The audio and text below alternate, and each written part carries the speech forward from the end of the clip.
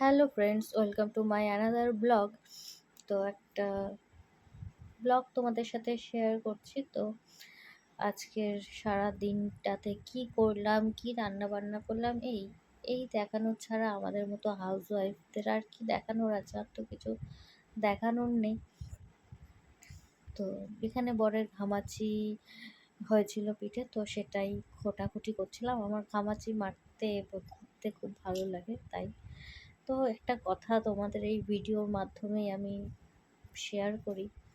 তো কিছুদিন ধরেই দেখছিলাম একটা বাচ্চা মেয়ে, সে শাঁখা সিঁদুর পরে ভিডিও করে তার মাসি মা যাই হোক যাদের সাথে। তো ভাইরাল হয়েছে ভিডিও করে।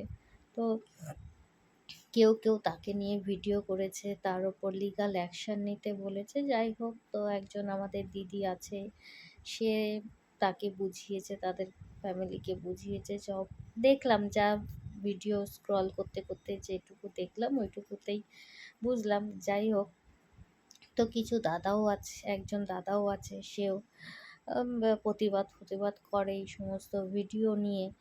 তো বলি, সেই আমার একটা প্রশ্ন তাদের কাছে, যে তারা ঠিক আছে প্রতিবাদ করছে, সবই ঠিক আছে, কিন্তু তাদের প্রতিবাদ তারা যখন ভিডিও করছে, সেই ভিডিওগুলোই তো তাদের স্ক্রিনে শেয়ার করছে, যেই সমস্ত ভিডিও নিয়ে প্রতিবাদ করছে, তাতে আরও বেশি মানুষ দেখছে, আরও বেশি তাদের ভিউ হচ্ছে, আর যাই হোক আরও বেশি মানুষকে দেখার সুযোগ করে দিচ্ছে। কারণ তাদেরও তো অনেক ফলোয়ার, যা দেখলাম তারাও প্রচুর ফেমাস লোকজন।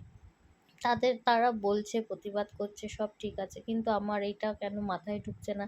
তাদের ভিডিওটাই আবার তারা তাদের স্ক্রিনের ওপরেই দিয়ে তার প্রতিবাদেই ভিডিও করছে।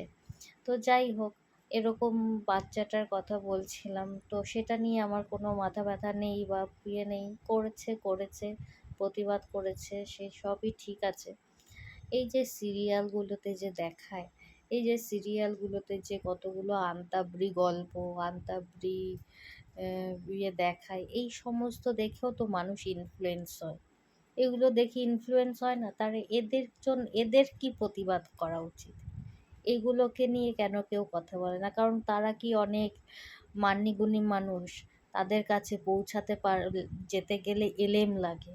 আর সামান্য কিছু মানুষ করে কমবে খাচ্ছে, এদের কাছে অনায়াসে যাওয়াই যায়, এদের ওপর লিগ্যাল স্টেপ নেওয়াই যায়।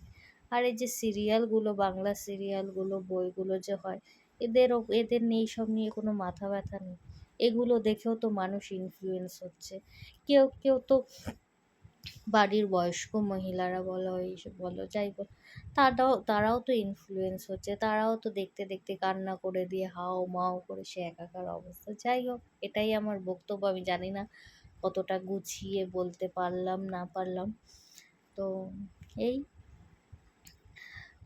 যদি প্রতিবাদ করার ইচ্ছাই হয়, তো সেই যাদের নিয়ে প্রতিবাদ হচ্ছে তাদের ফটোগুলো বা তাদের ভিডিওগুলোই আবার তাদের স্ক্রিনের ওপরে দেওয়ার কোনো মানে হয় না। এটার মানে আমার কাছে ক্লিয়ার না। আর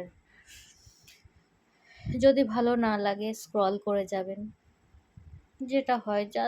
এখন সোশ্যাল মিডিয়ার যুগে, ফেসবুকের যুগে, ফেসবুকেরই কোনো মাথা ব্যথা নেই এইসব নিয়ে। আমাদের মতো সাধারণ মানুষদের যত মাথা ব্যথা। তারপরে বলবে যে এগুলো সোশ্যাল মিডিয়াতে ভুল বার্তা দিচ্ছে। ভুল বার্তা দিচ্ছে, সবই মানলাম, সবই ঠিক আছে, কিন্তু আরও তো অনেক জায়গা আছে ইনফ্লুয়েন্স করার।